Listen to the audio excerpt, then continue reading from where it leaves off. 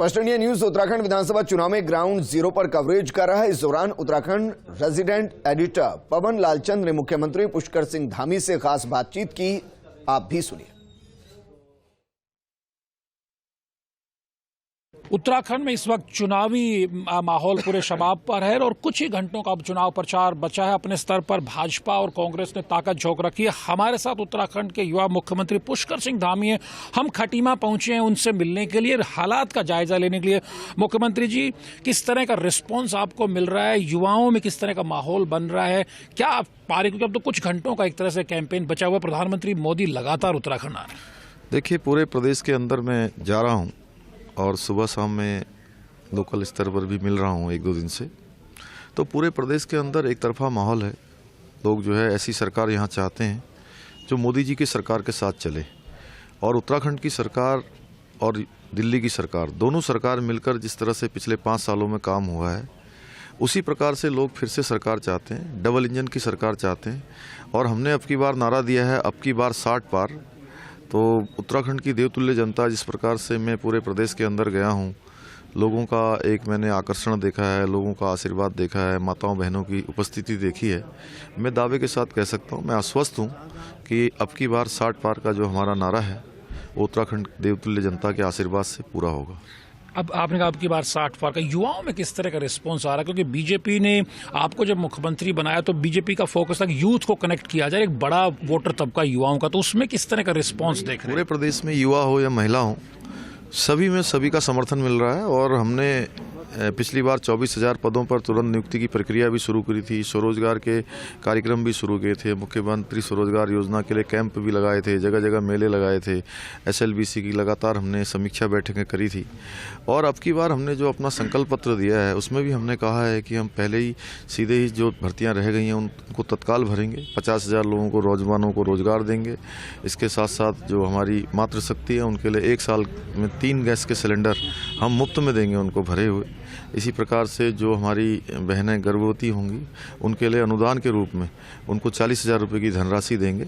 ऐसे हमने तमाम चीज़ें अपने संकल्प पत्र के माध्यम से भी लोगों के बीच में रखा है कि आगे हम कैसा उत्तराखंड चाहते हैं, किस प्रकार का उत्तराखंड बनाना चाहते हैं।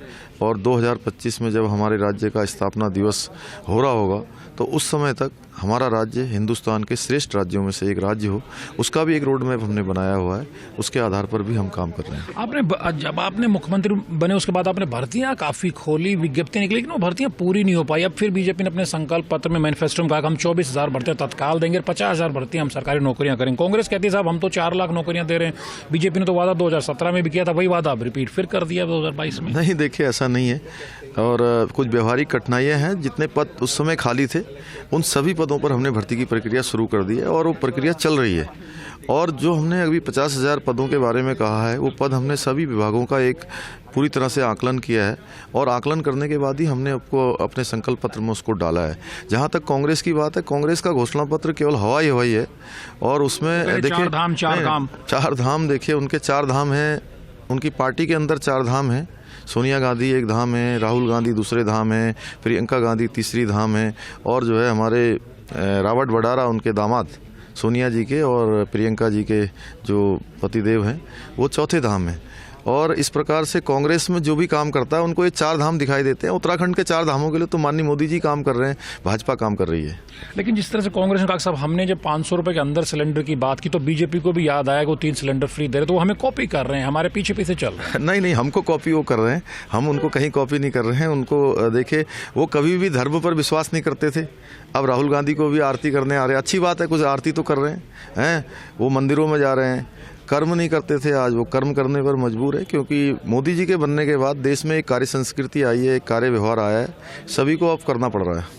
प्रधानमंत्री मोदी ने आखिरी 3 दिनों में पूरी ताकत उत्तराखंड में झोंकी। क्या आपको लगता है इससे बड़ा चेंज आएगा, बीजेपी को बड़ा बूस्ट मिलेगा, इससे बड़ा फायदा होगा? देखिए, अब देश का कोई भी चुनाव है, लोग मोदी जी को देखना चाहते हैं। क्योंकि मोदी जी ने जब से देश के प्रधानमंत्री बने, हर वर्ग के लिए वो कुछ न कुछ लेकर आए हैं। गरीबों में, दलितों में, शोषितों में, पिछड़े लोगों में, समाज के अंतिम छोर में खड़े हुए लोगों तक उनकी जितनी भी योजनाएं हैं वो योजनाएं उनकी पहुंची है।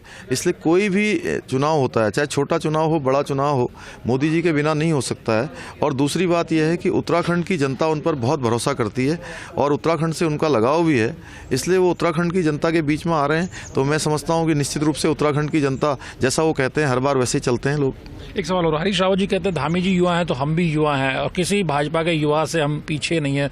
आप ज्यादा युवा हैं या हरीश रावत ज्यादा युवा, क्या महसूस कर पाते? तो कैंपेन खत्म होने को आ गया है। नहीं, हरीश रावत जी तो हमारे मैं कहूँ कि एक तरह से गार्जियन है वो हमारे, लेकिन कांग्रेस ने जिस प्रकार की उनकी दुर्गति करी है उससे वास्तव में हम उनको चूंकि शुरू से बचपन से देखते रहे हैं, जिस प्रकार उनको टिकट देकर एक जगह से दूसरी जगह से तीसरी जगह भेज रहे हैं, वो हमको भी अच्छा नहीं लगा। क्या ये भी कहा जा रहा है कि भाई एक ये चर्चा चल रही है कि भाई यहाँ भी भुवन कापड़ी भी युवा है, धामी जी भी युवा है, तो दो युवाओं की टक्कर खटीमा में देखने को मिल रही है। हमने कुछ वोटर से बात की, लोग बहुत कुछ अभी बोल सा नहीं रहे हैं।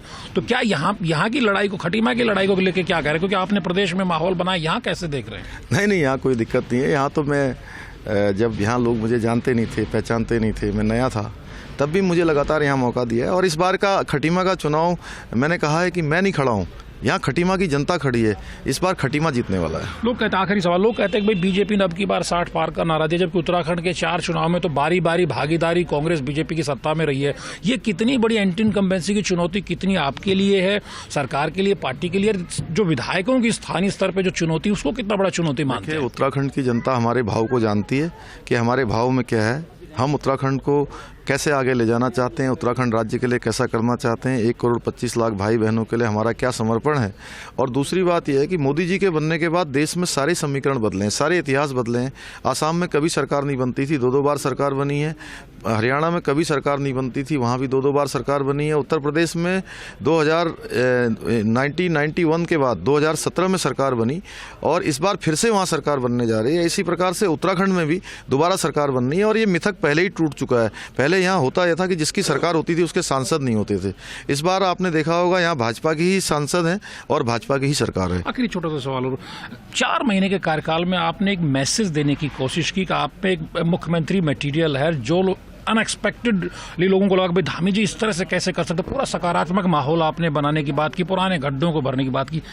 धामी को मुख्यमंत्री के तौर पे एक और मौका अगर मिलता है तो वो जनता को क्या मैसेज देना चाहते हैं? अगर उनको एक और मौका मिला तो वो ये करके दिखाएंगे। नहीं, अभी मुझे सभी लोग कहते हैं कि आपको कम समय मिला, आपने अच्छा काम किया। देखिए, मेरे अंदर जितनी क्षमता थी, जितने मेरे अंदर शक्ति थी, ऊर्जा थी, जो मेरा विवेक था, मैंने कोशिश की है कि एक एक पल और एक एक क्षण अपने राज्य के लिए लगाऊं, उत्तराखंड में रहने वाले 1 करोड़ 25 लाख भाई बहनों के लिए लगाऊं। और वो काम मैंने पूरी शिद्दत से किया है, उसमें मैंने एक पल का भी कोई भी जो है समय बेकार नहीं किया है। इसलिए उत्तराखंड की जनता हमारे भाव को समझती है, जानती है। इसी आधार पर मैं कह सकता हूँ कि उत्तराखंड की जनता हमको पूरा मौका देने वाली है। धन्यवाद हमसे बात करने के लिए। कुल मिलाकर आपने देखा, मुख्यमंत्री दावा कर रहे हैं कि इस बार बीजेपी ने जो नारा दिया अब की बार 60 पार का, उस पर हम खरा उतरेंगे। अब देखना होगा 10 मार्च को जनता किस तरह से जो मुख्यमंत्री दावा कर रहे हैं उसको किस नजरिए से देखती, तब जब हमारे पास नतीजे आएंगे। कैमरा सहयोगी विभू के साथ पवन लालचंद, खटीमा, उत्तराखंड।